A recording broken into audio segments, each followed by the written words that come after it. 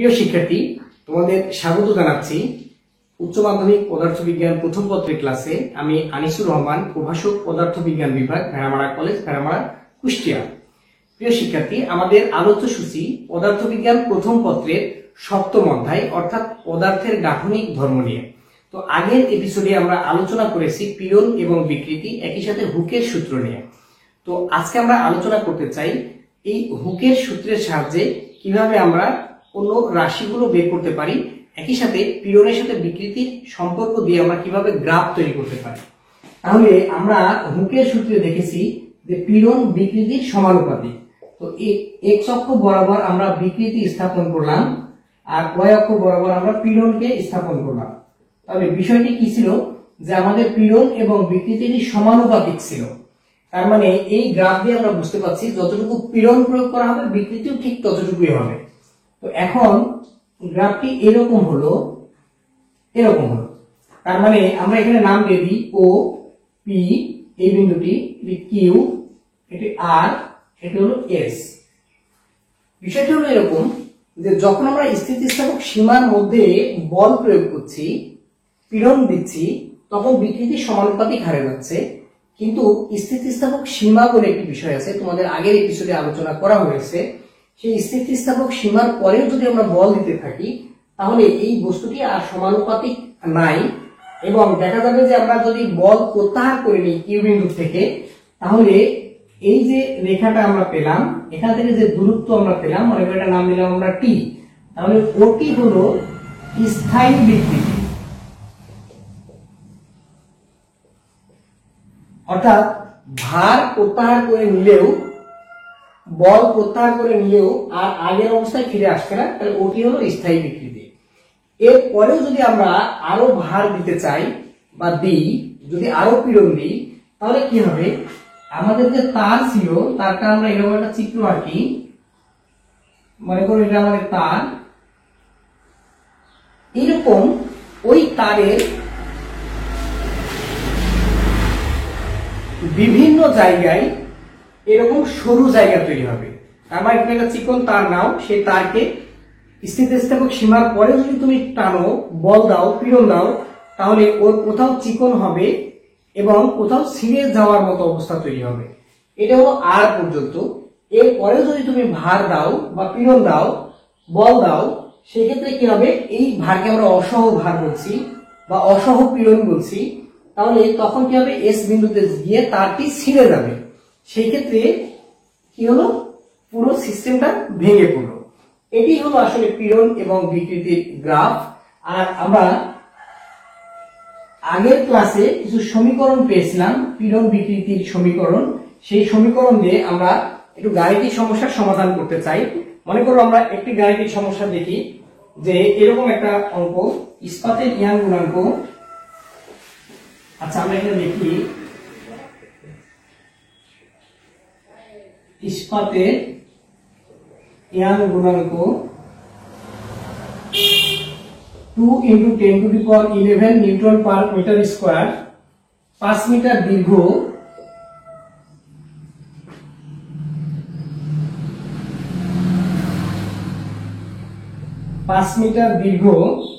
2 metre ব্যাস বিশিষ্ট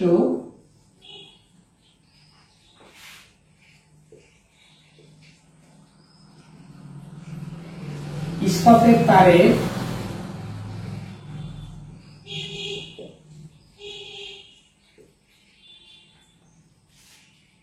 2.5 centimetre দৈর্ঘ্য বৃদ্ধির জন্য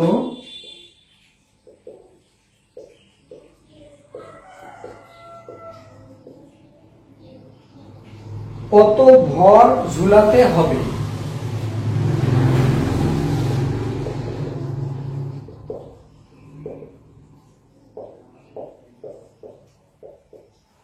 তাহলে কি কি দেওয়া আছে আমরা একটু দেখে নিই। ইয়াং গুণাঙ্ক y ইকুয়াল দেওয়া আছে 2 × 10⁻11 নিউটন পার মিটার স্কয়ার, এই মানটা আমরা নিয়ে নিলাম।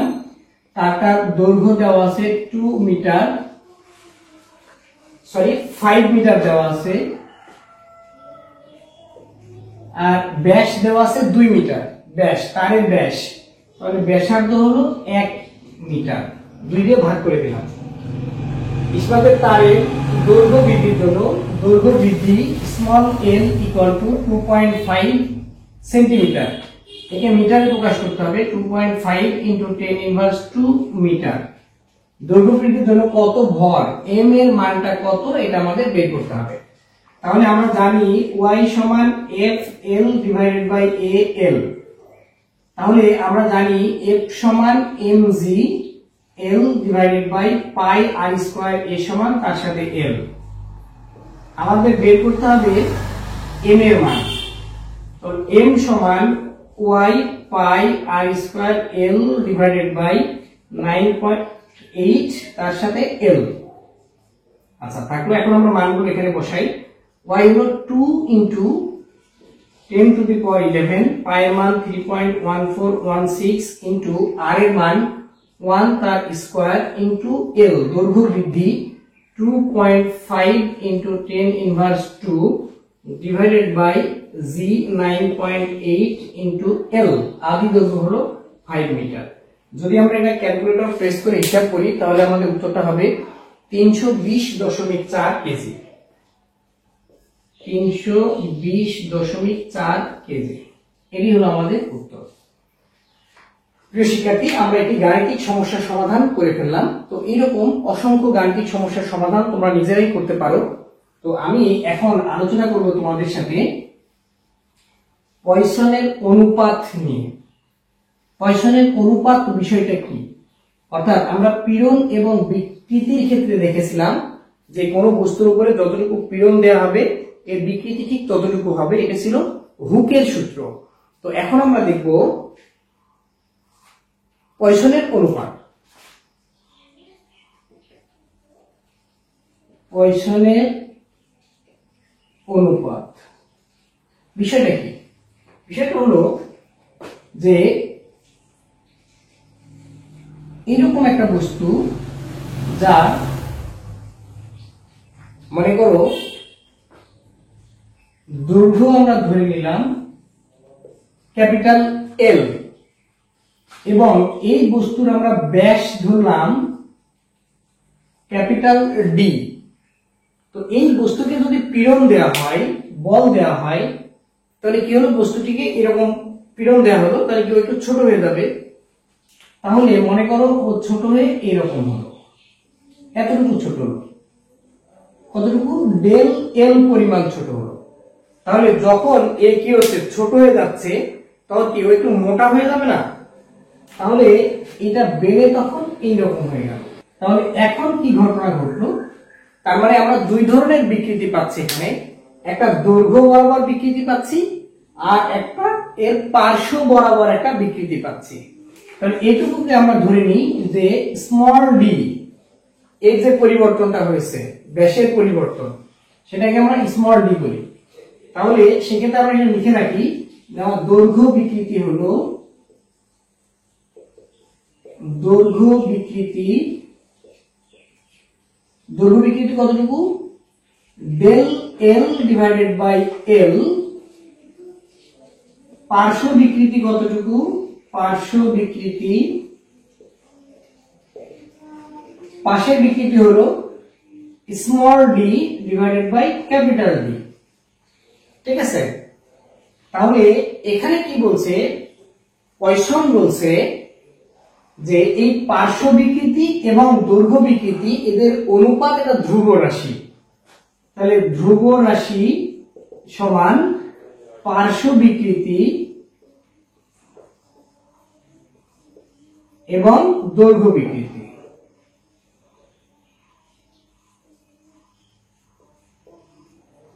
তাহলে পার্শ্ব বিকৃতি আমরা কতটুকু পেয়েছি?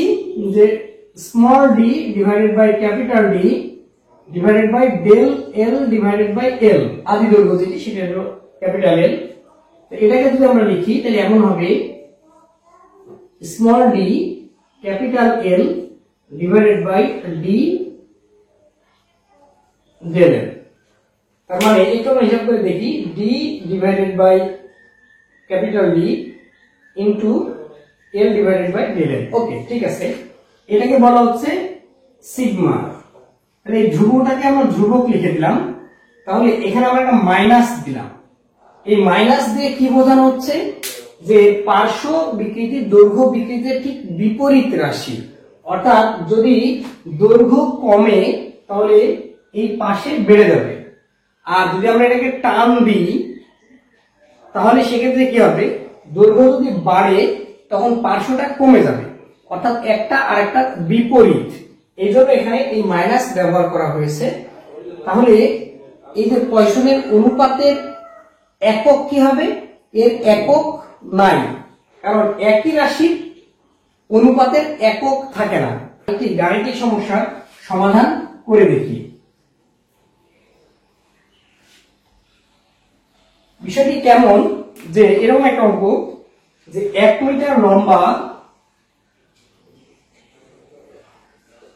1 মিটার লম্বা ও 1 মিলিমিটার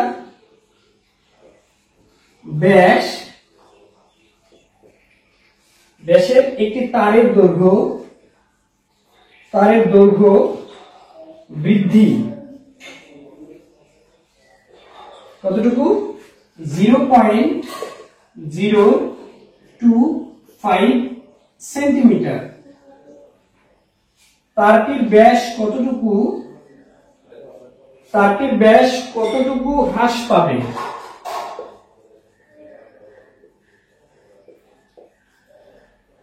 তারের উপাদানের পয়সনের অনুপাত দেওয়া আছে,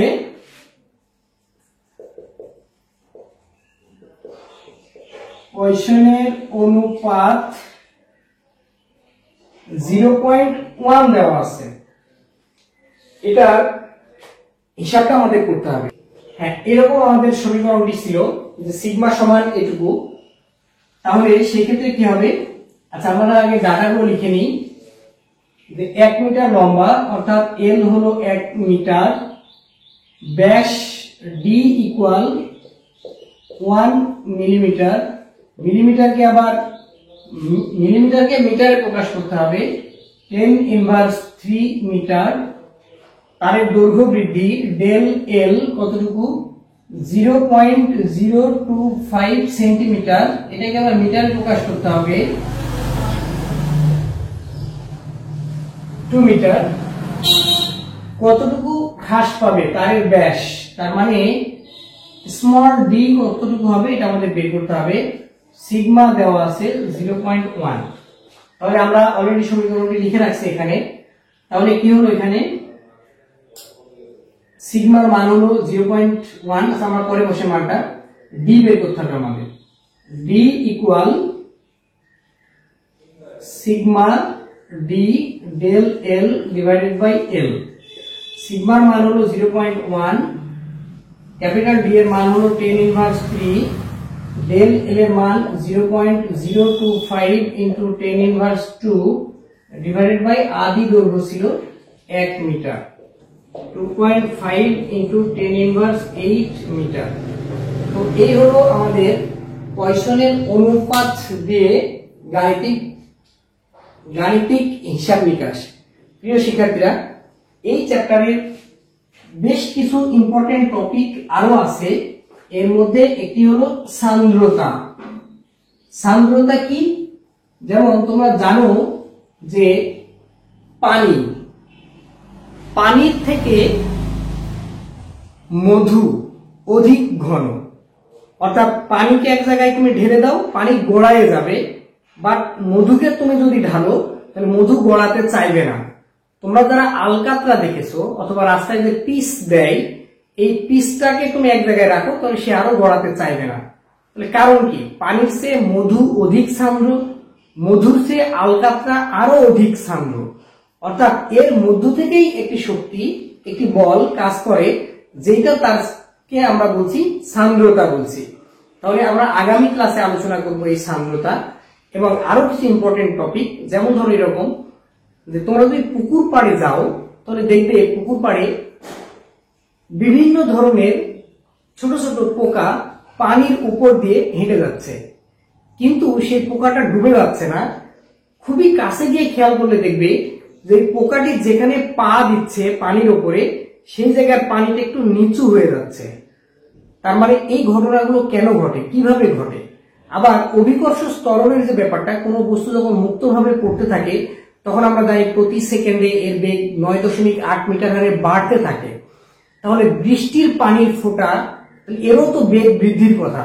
তাহলে এই বেগ বৃদ্ধি পেয়ে পেয়ে একসময় তো আমাদের কাছে চরম বেগে আঘাত করবে, এটা বন্দুকের গুলির বেগে। তাহলে সেই বৃষ্টির ফোঁটা বা শিলা তো আমাদের মাথায় পড়লে মাথায় ঢুকে দেওয়ার কথা, শরীরে পড়লে গুলির মতো চলে দেওয়ার কথা, কিন্তু এগুলো হয় না। কেন হয় না? তো এই দারুণ বিষয়গুলো নিয়ে আমরা আগামী ক্লাসে আলোচনা করব। সেই পর্যন্ত তোমরা সবাই ভালো থাকো, সুস্থ থাকো।